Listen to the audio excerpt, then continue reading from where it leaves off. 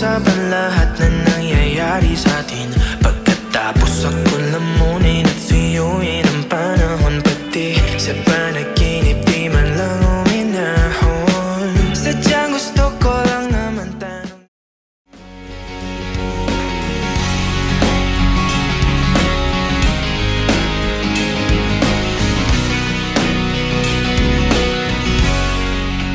Kamukha mo si Paraluman nung tayo ay bata pa, at ang galing-galing mong sumayaw kapag ugiman o cha-cha. Ngunit ang paborito ay pagsayaw mo ng El Bimbo. Nakakainda, nakakaaliw, nakakatindig, balasipo. Pagkagaling sa eskwela ay dediretso na sa inyo, at buong maghapon ay tinuturuan mo ako. Magkahawak ang ating kamay at walang kamalay-malay, na tinuruan mo ang puso ko na umibig ng tunay.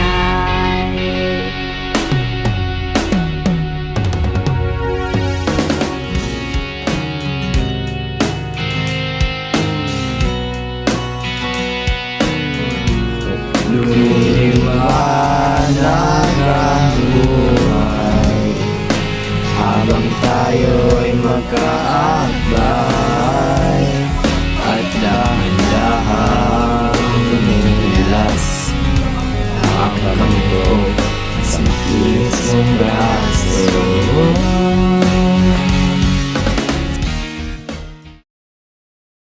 Paano po kayo nagkakilala at yung mga tatay? Oo nga po, Nay, Tay. Next time na lang. Kaya mo na, ikukwento ko na sa kanya. O basta makinig kayo na mabuti ha. Ganito kasi yun.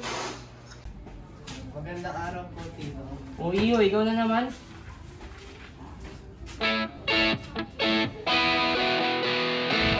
Alam mo ba ang nakihanap mo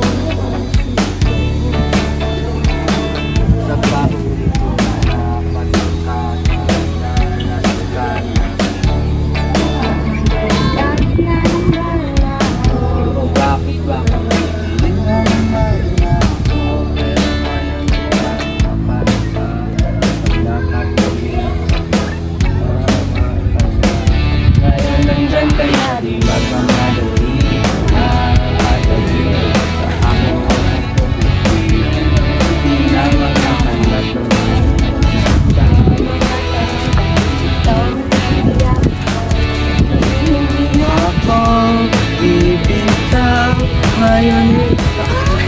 Saya. Tala.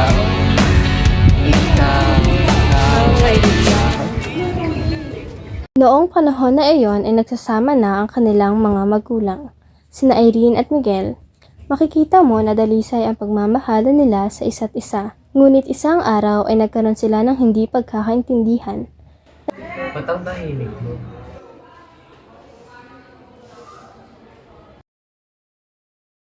Ano ba nangyari? Ano ang problema? Naghiwalay na tayo, Miguel. Pag-ibig na ito ba ang iyong sarili? Nakakabaliw, malabas sa'yo.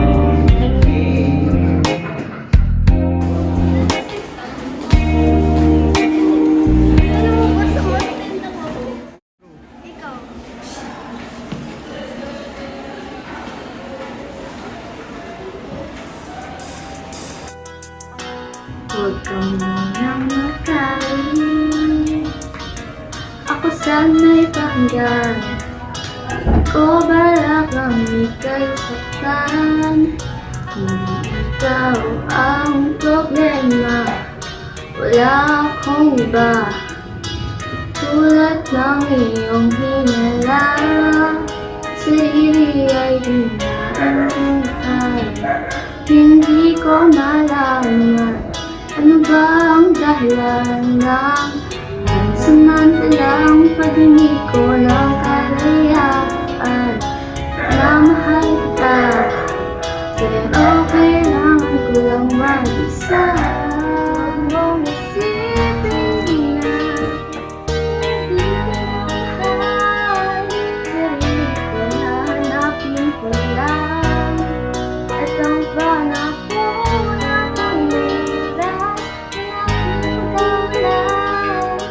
Para rin sa ating dalawa.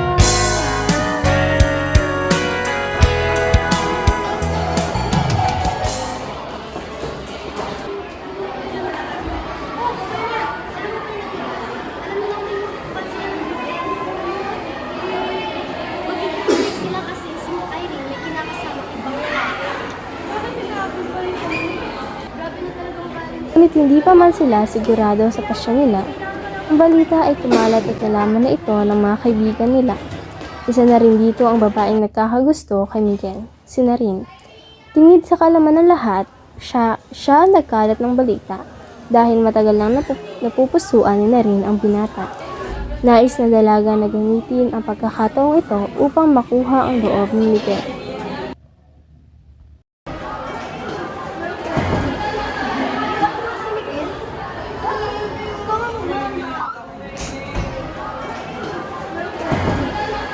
Irene! Irene, pwede mo Ano ba na rin? Pwede bang umalis ka muna sa harap ko? Kahit ikaw ay magaling, sa'yo lang lalapit, sa'yo lang aawit. Kahit na ikaw ay nagbago na, iibigin pa rin kita. Kahit ayaw mo na, tatakbo, tatalo, sisigaw ang pangalan. Iisipin na lang panaginip lahat na ito. Oh, bakit ba kailangan pang umalis? Pakiusap lang, huwag ka nang lumis. Tayo mag-usap, teka lang, ikainin ko. Huwag mo kong ayusin na ito. Dali sabihin na ayaw mo na, pero pinag-isipan mo ba? Irene! Irene, pwede bang pakinggan mo muna ako? Nagulat si Miguel sa nalaman niyang maling balita. Napapaisip si Miguel kung ano ang totoong nangyari dahil alam niyang hindi ito magagawa ni Irene. Irene, wala akong pakialam sa sinasabi nila. Kung sabi nila ang pakialam. Ayaw ka na! Hindi naman talaga kita minahal! Sinugot ako sa tinatawa ko sa'yo! Gustong bawiin ni Irene ang kanyang mga nasambit. Ngunit wala siyang makitang ibang paraan upang mailayo ang lalaking kanyang patuloy na minamahal. Ngunit lingid sa kalaman ng lahat, mayroong ibang dahilan si Irene kung bakit ninanais niyang tapusin ang relasyon nilang magkasintahan.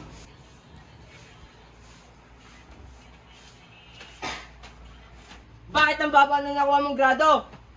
Ano ba talaga nangyayari sa'yo, anak? Pasensya na po na tayo. Nagkasakit po kasi si Miguel nung... Ayan, si Miguel na naman. Puro ka na lang Miguel. Di mo na inakatupag yung pag-aaral mo. Hindi naman po sa ganun, tay. Mabuti na lang maghiwalay kayong dalawa. Pero tay, pagbubutihan ko naman po. Sumasagot ka na? Ha? Gawin mo yung sinasabi ko.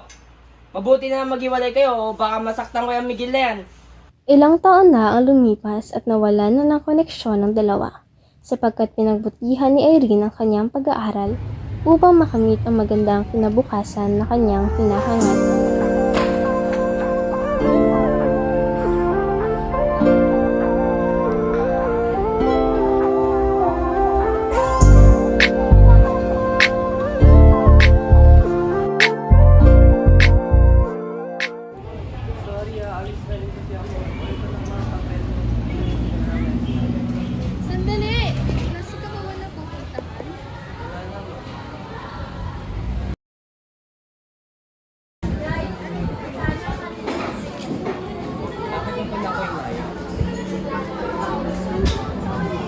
Saan? Tungkol ba sa nakaraan?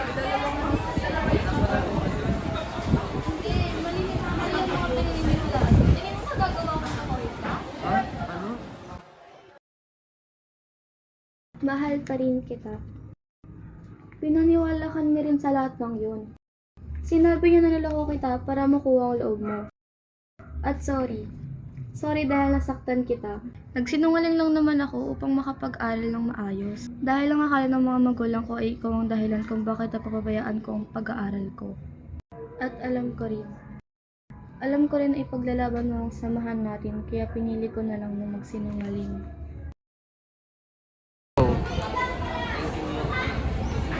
Pinapatawad mo na ako.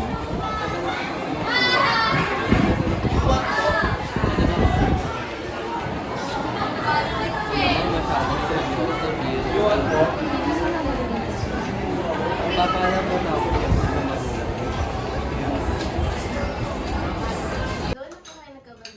Nakakakilig naman. Matanong nga pala, Nay. Sino si Narin? Oo nga, Nay. Kamusta na siya ngayon?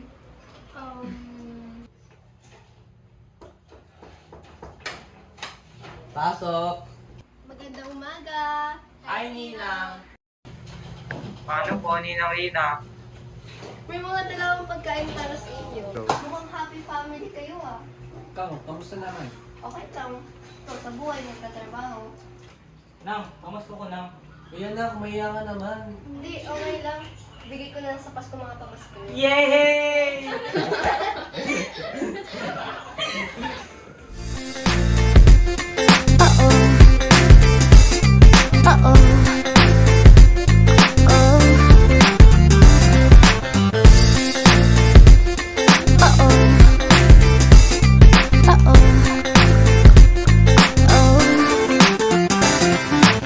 Kinikilig ako, itong epekto mo. Kulang na lang tumakbo ako sa banyo.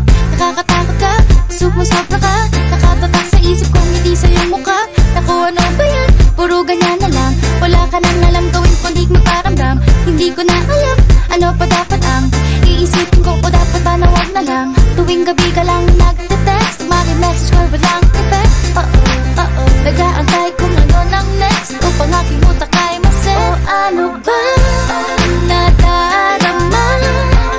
Huwag nang paligoy-ligoy, ligoy, paligoy-ligoy pa. Pwede ba? Huwag ka nang magrama. Huwag nang paligoy-ligoy, ligoy, paligoy-ligoy pa. Kwento-kwento ka tungkol sa bagay-bagay. Pag-usapan namin natin tayo medyo bagay. Ngunit mabagal ka, di mo maisipin sa bagay. Kunting tiis na lang, malapit na akong magbabay. Ano ka ba naman? Ganyan-ganyan na lang. Wala ka lang alam gawin kundi magparamdam. Hindi ko na alam, ano pa dapat ang iisipin ko o dapat ba na wag na lang. Tuwing gabi ka lang nagte-text, message ko walang effect. Nag-aantay kung ano nang next upang aking utak ay maset. O ano ba nadarama?